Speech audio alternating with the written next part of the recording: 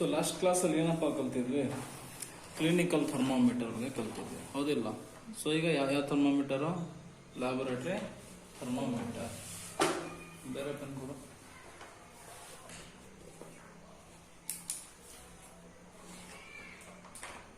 Laboratory thermometer ಅಲ್ವಾ?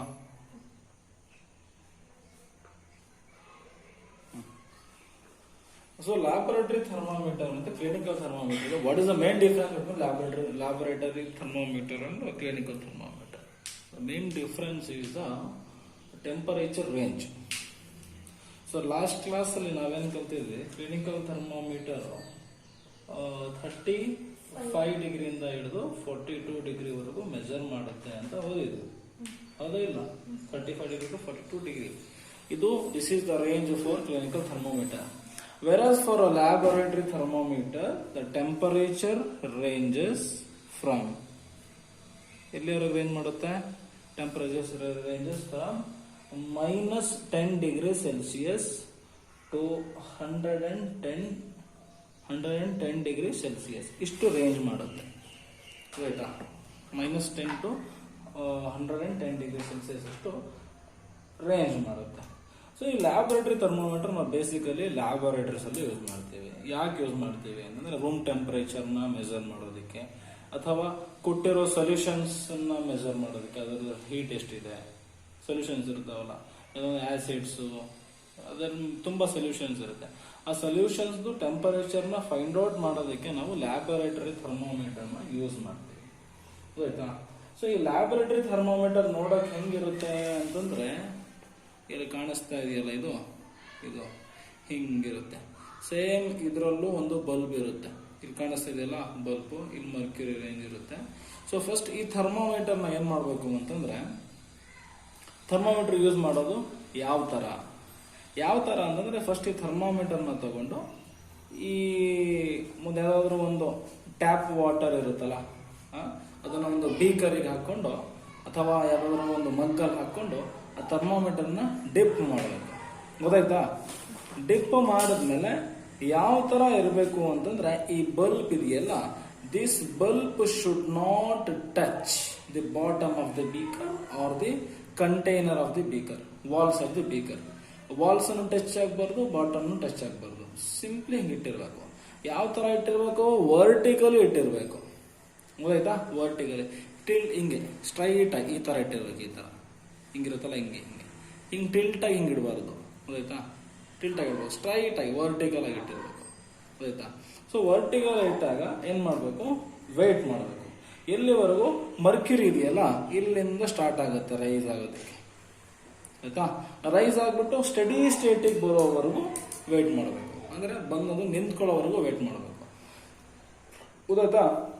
ಅದು ಬಂದು ನಿಂತ್ಕೊಳ್ಳುತ್ತಲ್ಲ ಯಾವುದೋ ಒಂದು ಪಾಯಿಂಟಿಗೆ, ಅದು ನಿಂತ್ಕೊಂಡಾಗ ಆ point is the temperature of the water. ಎಲ್ಲಿ ನಿಂತ್ಕೊಂಡು ಸಪೋಸ್ ಒಂದು 20 ಡಿಗ್ರಿ ಸೆಲ್ಸಿಯಸ್ ಬಂದು ನಿಂತ್ಕೋತು ಅಂದ್ರೆ temperature of water is 20 degree Celsius ಅಂತ ಅರ್ಥ, ಆಯ್ತಾ? ಸೊ ಈಗ ಏನ್ ಮಾಡಿ, ಆ ಕೋಲ್ಡ್ ವಾಟರ್ ಜಾಗದಲ್ಲಿ ಒಂದು ಹಾಟ್ ವಾಟರ್ನ ತಗೊಂಡು ಹಾಟ್ ವಾಟರ್ ಅಲ್ಲಿ ಇಡಿ. ಈಗ ಗೊತ್ತಾಯ್ತಾ? ಹಾಟ್ ವಾಟರ್ ಇಟ್ಟಾಗ ಏನಾಗುತ್ತೆ, ಈಗ ದ ಲೆವೆಲ್. ಸೊ ನೆಕ್ಸ್ಟ್ ಏನ್ ಮಾಡ್ಬೇಕು, ಒಂದು ಹಾಟ್ ವಾಟರ್ ಡಿಪ್ ಮಾಡಿದಾಗ ಏನಾಗುತ್ತೆ, ಅಗೇನ್ ಮರ್ಕ್ಯೂರಿ ರೇಂಜ್ ಇದೆಯಲ್ಲ, ಮರ್ಕ್ಯೂರಿ ರೇಂಜ್ ಹಿಂಗೆ ರೈಸ್ ಆಗಕ್ಕೆ ಸ್ಟಾರ್ಟ್ ಆಗುತ್ತೆ. ರೈಸ್ ಆಗಕ್ಕೆ ಸ್ಟಾರ್ಟ್ ಆದಾಗ ಗ್ರಾಜುವಲಿ ಒಂದು ಪಾಯಿಂಟ್ ಅಲ್ಲಿ ನಿಂತ್ಕೊಳ್ಳುತ್ತೆ, ಗೊತ್ತಾಯ್ತಾ?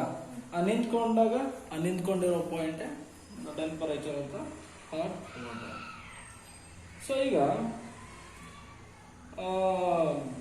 ಕ್ಲಿನಿಕಲ್ ಥರ್ಮೋಮೀಟರ್ ಅಲ್ಲಿ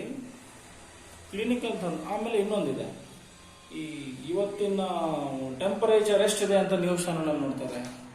ಕನಿಷ್ಠ ಮತ್ತು ಗರಿಷ್ಠ, ಮಿನಿಮಮ್ ಟೆಂಪರೇಚರ್ ಮತ್ತೆ ಮ್ಯಾಕ್ಸಿಮಮ್ ಟೆಂಪರೇಚರ್ ಇವತ್ತಿಂದ ಎಷ್ಟಿತ್ತು. So minimum 28 degree Celsius, maximum 34 degree Celsius ಅಂತ ಇರುತ್ತೆ, ಗೊತ್ತಾ? ಇದಿದೆಯಲ್ಲ, ಈ ತರ ಥರ್ಮೋಮೀಟರ್ಸ್ಗೆ ಮಿನಿಮಮ್ ಅಂಡ್ ಮ್ಯಾಕ್ಸಿಮಮ್ ಥರ್ಮೋಮೀಟರ್ ಕರೀತಾರೆ. ಏನ್ ಕರೀತಾರೆ? ಮಿನಿಮಮ್ ಅಂಡ್ ಮ್ಯಾಕ್ಸಿಮಮ್ ಥರ್ಮೋಮೀಟರ್ ಅಂತ ಕರೀತಾರೆ. ಇದು ಮೇನ್ಲಿ ಡೈಲಿ ಟೆಂಪರೇಚರ್ಸ್ನ ಮೆಜರ್ ಮಾಡೋಕ್ಕಿರ್ತಾರೆ. ನ್ಯೂಸ್ ಚಾನಲ್ ತೋರಿಸ್ತಾರಲ್ಲ, ಇವತ್ತು ಕನಿಷ್ಠ ಉಷ್ಣಾಂಶ ಎಷ್ಟಿದೆ, ಒಂದು ಗರಿಷ್ಠ ಉಷ್ಣಾಂಶ ಎಷ್ಟಿದೆ ಅಂತ ತೋರಿಸ್ತಾರೆ. ನಾವು ರಾತ್ರಿ ತೋರಿಸ್ತಾರೆ 9 ಗಂಟೆಗೆ ಅದು. ಸೊ ಈಗ ನನ್ನ ಕ್ವಶನ್ ಏನು ಅಂತಂದ್ರೆ, ಕ್ಲಿನಿಕಲ್ ಥರ್ಮಾಮೀಟರ್ನ ನಾಲ್ಗೆ ಕೆಳಗಡೆ ಒಂದು 2-3 ಮಿನಿಟ್ಸ್ ಇಟ್ಬಿಟ್ಟು ತೆಗೆದಾಗ, ಸೊ ಈ laboratory thermometer mercury level rise ಆಗುತ್ತಾ? ರೈಸ್ ಆದಾಗ ನಾನು ಥರ್ಮಾಮೀಟರ್ ಒಳಗಡೆಯಿಂದ ಹೊರಗಡೆ ತೆಗೆದ್ರೆ ಮತ್ತೆ ಮರ್ಕ್ಯುರಿ ರೇಂಜ್ ಇದೆಯಲ್ಲ ಅದು ಕೆಳಗಡೆ ಬೀಳುತ್ತೆ, ಮತ್ತೆ ಕೆಳಗಡೆ ಬರುತ್ತೆ. ಅದೇ ಕ್ಲಿನಿಕಲ್ ಥರ್ಮಾಮೀಟರ್ ಅದು ಆಗಲ್ಲ. ನಿಮ್ಮ ಬಾಡಿನ ತೆಗೆದಾಗ ಒಂದೇ ಸರಿ ಕೆಳಗಡೆ ಬರಲ್ಲ. ಅದಾಯ್ತಾ? ಯಾಕೆ ಬರಲ್ಲ? ಕ್ವಶನ್ ಯಾಕೆ ಬರಲ್ಲ ಅಂತಂದ್ರೆ, ಸೊ ಇಲ್ಲಿ ನೋಡು, ಇದು ಕ್ಲಿನಿಕಲ್ ಥರ್ಮಾಮೀಟರ್, ಇದು ಬಲ್ಬ್. ಸೊ ಈ ಬಲ್ಬ್ ಅದ ಇದು ಕಾಣಿಸ್ತಾ ಇದೆಯಾ? ಇದು ಇಲ್ಲೊಂದು ಪಾಯಿಂಟ್ ಇದೆ ನೋಡು, ಹಿಂಗೆ ದಪ್ಪಗೆ. ಇದಕ್ಕೆ ಹಿಂಕ್ ಅಂತ ಕರೀತಾರೆ. ಈ ಹಿಂಕ್ ಏನ್ ಮಾಡುತ್ತೆ ಅಂತಂದ್ರೆ, ಈ kink it prevents the mercury level from falling on its down. ಇದರಿಂದ ಕೆಳಗಡೆ ಬೀಳೋದನ್ನ ಇದು ತಪ್ಪಿಸುತ್ತೆ. ಅದಕ್ಕೆ ಕ್ಲಿನಿಕಲ್ ಟೆಂಪರೇಚರ್ ಅಲ್ಲಿ ಮರ್ಕ್ಯುರಿ ಲೆವೆಲ್ ಬೇಗ ಬೀಳಲ್ಲ. ಆಯ್ತಾ? ಸೊ ಈಗಿನ ಕಾಲದಲ್ಲಿ ಏನ್ ಮಾಡ್ತಾರೆ, ಈ ಮರ್ಕ್ಯುರಿ ಥರ್ಮಾಮೀಟರ್ಸ್ ಈ ಇದರಲ್ಲಿರೋ ಮರ್ಕ್ಯುರಿ ತುಂಬಾ ಟಾಕ್ಸಿಕ್ ಸಬ್ಸ್ಟೆನ್ಸ್. ಟಾಕ್ಸಿಕ್ ಅಂದ್ರೆ ತುಂಬಾ ವಿಷಭರಿತ ಸಬ್ಸ್ಟೆನ್ಸ್ ಇದೆ. ಸಪೋಸ್ ಈಗ ಥರ್ಮಾಮೀಟರ್ ಏನಾದರೂ ಕೆಳಗಡೆ ಬಿದ್ರೆ ಆ ಟಾಕ್ಸಿಕ್ ಸಬ್ಸ್ಟೆನ್ಸ್ ಕೆಳಗಡೆ ಬೀಳುತ್ತೆ, ಅದು ವಿಷಭರಿತ ಆಗುತ್ತೆ, ಪಾಯ್ಸನಸ್ ಆಗುತ್ತೆ. ಸೊ ಹಾಗಾಗಿ ನೌ ಡೇಸ್ ಜನರಲಿ ಡಿಜಿಟಲ್ ಥರ್ಮಾಮೀಟರ್ನ ಯೂಸ್ ಮಾಡ್ತಾ ಇದ್ದಾರೆ. ಡಿಜಿಟಲ್ ಥರ್ಮಾಮೀಟರ್ ಅಲ್ಲಿ ಮರ್ಕ್ಯುರಿನ ಯೂಸ್ ಮಾಡಲ್ಲ, ಡಿಜಿಟಲಿ ಡೈರೆಕ್ಟ್ ಅದೇ ತರ ತಗೊಳುತ್ತೆ. So this is all about your thermometer, clinical thermometer and laboratory thermometer. So let us move for other topic, that is the transfer of heat. Transfer of heat. Hey, transfer of heat ಹೇಗೆ ಮಾಡ್ತೀಯ? ಈಗ ನೀನು ಈಗ ಚಪಾತಿ ಮಾಡಬೇಕು, ಚಪಾತಿನ ಬೇಯಿಸೋದಲ್ಲ, cook ಮಾಡಬೇಕು.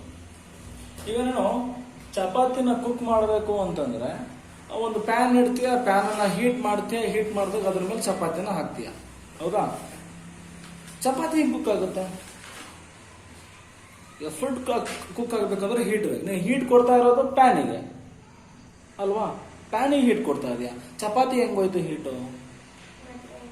ಅಲ್ಲ, ನೀನ್ chapati cook ಮಾಡಿದ್ರೆ ನೀನ್ ಡೈರೆಕ್ಟ್ ಚಪಾತಿನೇ ಬೆಂಕಿ ಮೇಲೆ ಹಾಕ್ಬೇಕಾಗಿತ್ತು. ಪ್ಯಾನ್ ಮೇಲೆ ಏನಕ್ಕೆ ಹಾಕ್ತಾ ಇದೀಯಾ? ಕ್ವಶನ್.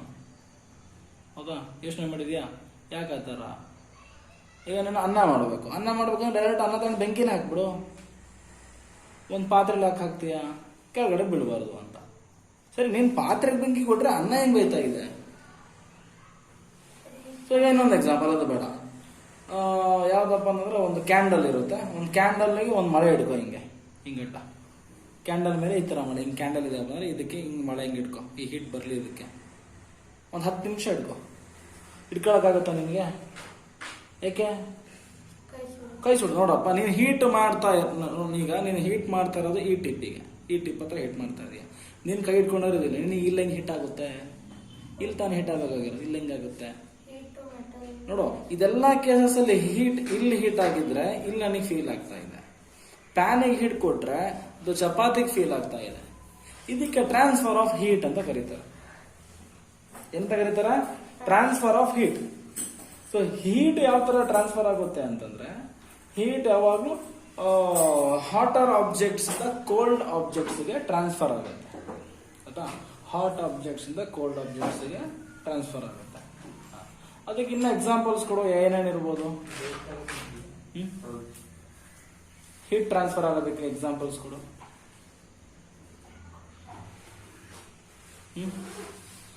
ಕುಕ್ಕರ್ ಇದೆ, ಕುಕ್ಕರಲ್ಲಿ ಏನೋ ಒಂದು ಹಾಕ್ಬಿಟ್ಟು ಬೇಯಿಸ್ತಾ ಇದೆಯಾ? ಬೇಯಿಸ್ಬೇಕಾದ್ರೆ ನೀನು ವಿಜಲ್ ಹಿಡ್ಕೊಂಡ್ರೆ ನಿನಗೆ ಹೀಟ್ ಆಗುತ್ತೆ, ಕೈ ಹರ್ಟ್ ಆಗುತ್ತೆ.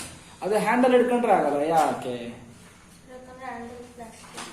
ಹ್ಯಾಂಡಲ್ ಪ್ಲಾಸ್ಟಿಕ್ ಆದ್ರೆ ಇದ್ರಲ್ಲಿ ಯಾಕೆ ಟ್ರಾನ್ಸ್ಫರ್ ಆಗ್ತದೆ, ಇದ್ರಲ್ಲಿ ಯಾಕೆ ಟ್ರಾನ್ಸ್ಫರ್ ಆಗ್ತಾ ಇಲ್ಲ? ಹೌದಾ? ಸೊ ಫಸ್ಟ್, ಸೊ ಅದಕ್ಕಿಂತ ಮುಂಚೆ ಇನ್ನೊಂದು ಎಕ್ಸಾಂಪಲ್ ಮಾಡೋಣ. ನೋಡು, ಹೀಟ್ ಟ್ರಾನ್ಸ್ಫರ್ ಆಗುತ್ತೆ ಅನ್ನೋದಕ್ಕೆ ಒಂದು ಎಕ್ಸಾಂಪಲ್ ಏನು? ಒಂದು ನೇಲ್ ತಗೊಳ್ಳೋದು, ಒಂದು ಮಳೆ ಅಥವಾ ಅದೊಂದು ರಾಡ್. ಆ ರಾಡ್ ತಗೊಂಡು ಆ ರಾಡಿಗೆ ವ್ಯಾಕ್ಸ್ ಮೇಣದಿಂದ ಚೆನ್ನಾಗಿ ಅದನ್ನ ಕೋಟ್ ಮಾಡಬೇಕು. ಕೋಟ್ ಮಾಡಿಬಿಟ್ಟು ಈ ಎಂಡಲ್ಲಿ ನೀನು ಫೈರ್ ಅನ್ನ ಹಾಕಿದ್ರೆ, ಇಲ್ಲಿ ನೀನು ಹೀಟನ್ನು ಕೊಟ್ರೆ ಒಂದು ಸ್ವಲ್ಪ ಆದ್ಮೇಲೆ ಇಲ್ಲಿರೋ ಮೇಣ ಕರಗುತ್ತೆ, ಇಲ್ಲಿರೋ ಮೇಣ ಕರಗುತ್ತೆ, ಇಲ್ಲಿರೋ ಮೇಣ ಕರಗುತ್ತೆ, ಇಲ್ಲಿರೋ ವ್ಯಾಕ್ಸ್ ಬರ್ತಾ ಬರ್ತಾ ಬರ್ತಾ ಕರಗ್ತಾ ಬರುತ್ತೆ. ಇಲ್ಲಿ ವ್ಯಾಕ್ಸ್ ಕರಗ್ತಾ ಇದೆ ಅಂತಂದ್ರೆ ಇಲ್ಲಿ ಹೀಟ್ ಟ್ರಾನ್ಸ್ಫರ್ ಆಗ್ತಾ ಇದೆ ಅಂತ ಅರ್ಥ, ಹೌದಿಲ್ವಾ? ಹೀಟ್ ಟ್ರಾನ್ಸ್ಫರ್ ಆಗ್ತಾ ಇದೆ. So the process by which heat transferred from hotter end to the colder end of an object is called conduction. ಏನೋ ಕಂಡಕ್ಷನ್. ಏನಪ್ಪ ಕಂಡಕ್ಷನ್? ಕಂಡಕ್ಷನ್ ಅಂದ್ರೆ it is a transfer of heat from hotter objects to colder objects. ಇದಕ್ಕೆ conduction ಅಂತ ಕರೀತಾರೆ. ಏನು conduction ಅಂದ್ರೆ transfer from hotter objects to colder objects. ಈ ತರ ಆಬ್ಜೆಕ್ಟ್ಸ್ ತುಂಬಾ ನೋಡ್ಬೋದು. ಸೊ ಈಗ ಮಳೆ ಇರ್ಬೋದು, ಅಥವಾ ನಿನ್ನ ಮೆಟಾಲಿಕ್ ಪ್ಯಾನ್ ಇರ್ಬೋದು, ಅಥವಾ ನಿನ್ನ ಕುಕ್ಕರ್ ಇರ್ಬೋದು, ಅಥವಾ ಯಾವುದೋ ಒಂದು ಯುಟೆನ್ಸಿಲ್ಸ್ ಇರ್ಬೋದು. ಇದೆಲ್ಲ ಏನ್ ಮಾಡುತ್ತೆ? ಹೀಟನ್ನು ಟ್ರಾನ್ಸ್ಫರ್ ಮಾಡುತ್ತೆ, ಹೌದಾ? ಹೀಟನ್ನ ಟ್ರಾನ್ಸ್ಫರ್ ಮಾಡ್ತಾ ಇದೆ ಅಂತಂದ್ರೆ ಆ ಮೀಡಿಯಂ ಇಂದ ಹೀಟ್ ಪಾಸ್ ಆಗ್ತಾ ಇದೆ ಅಂತ ಅರ್ಥ. ಯಾವ ಮೀಡಿಯಂ ಇಂದ ಹೀಟ್ ಪಾಸ್ ಆಗುತ್ತೋ ಆ ಮೀಡಿಯಂನ ಗುಡ್ ಕಂಡಕ್ಟರ್ಸ್ ಆಫ್ ಹೀಟ್ ಅಂತ ಕರೀತಾರೆ. ಏನ್ ಕರೀತಾರೆ? Conductors of heat. Conductors of heat ಅಂದ್ರೆ ಅದು ಹೀಟ್ ಅನ್ನು ಫ್ಲೋ ಮಾಡುತ್ತೆ, ಹೀಟ್ ಫ್ಲೋಗೆ ಅಲೋ ಮಾಡುತ್ತೆ, ಹೀಟ್ ಅದರಿಂದ ಹಾದೋಗುತ್ತೆ. ಅದಕ್ಕೆ ಕಂಡಕ್ಟರ್ಸ್ ಆಫ್ ಹೀಟ್ ಅಂತ ಕರಿತೀವಿ. ಅದಕ್ಕೆ ಎಕ್ಸಾಂಪಲ್ ಏನಪ್ಪ? ಕಾಪರ್ ಆಗಿರ್ಬೋದು, ಅಲ್ಯೂಮಿನಿಯಂ ಆಗಿರ್ಬೋದು, ಐರನ್ ಆಗಿರ್ಬೋದು, ಈವನ್ ಗೋಲ್ಡ್ ಆಗಿರ್ಬೋದು, ಸಿಲ್ವರ್ ಆಗಿರ್ಬೋದು, ಎಲ್ಲ ಏನ್ ಮಾಡುತ್ತೆ? ಹೀಟನ್ನು ಟ್ರಾನ್ಸ್ಫರ್ ಮಾಡುತ್ತೆ. ಅದೇ ನೀನು ಕುಕ್ಕರಿಗೆ ಹ್ಯಾಂಡ್ಲ್ ಇತ್ತು, ಪ್ಲಾಸ್ಟಿಕ್ ಫೈಬರ್ ಏನೋ ಒಂದು, ಅದು ಟ್ರಾನ್ಸ್ಫರ್ ಮಾಡಲ್ಲ. ಹೀಟನ್ನು ಏನ್ ಮಾಡುತ್ತೆ? ಹೀಟನ್ನ ಫ್ಲೋ ಆಗೋದಕ್ಕೆ ಅಲೋ ಮಾಡಲ್ಲ, ಆಯ್ತಾ? The substances which do not allow the flow of heat are called insulators or poor conductors. Insulators ಹೋಗು, ಪೂರ್ ಕಂಡಕ್ಟರ್ಸ್ ಹೋಗು. ಇದಕ್ಕೆ ಎಕ್ಸಾಂಪಲ್ ಏನು? ಅದನ್ನು ಹೇಳಿಲ್ಲ, ಪ್ಲಾಸ್ಟಿಕ್ ಥಿಂಗ್ಸ್, ಆಯ್ತಾ? This is all about conduction. So next ಇನ್ನೂ 2 ಮೆಥಡ್ಸ್ ಇದೆ ಹೀಟ್ ಟ್ರಾನ್ಸ್ಫರ್ ಆಗೋದು. ಒಂದು ಮೆಥಡ್ ಕಂಡಕ್ಷನ್, ಇನ್ನೂ 2 ಮೆಥಡ್ಸ್ ಇದೆ. ಆ 2 ಮೆಥಡ್ಸ್ ನೆಕ್ಸ್ಟ್ ಕ್ಲಾಸಲ್ಲಿ ಮಾಡ್ತೀನಿ.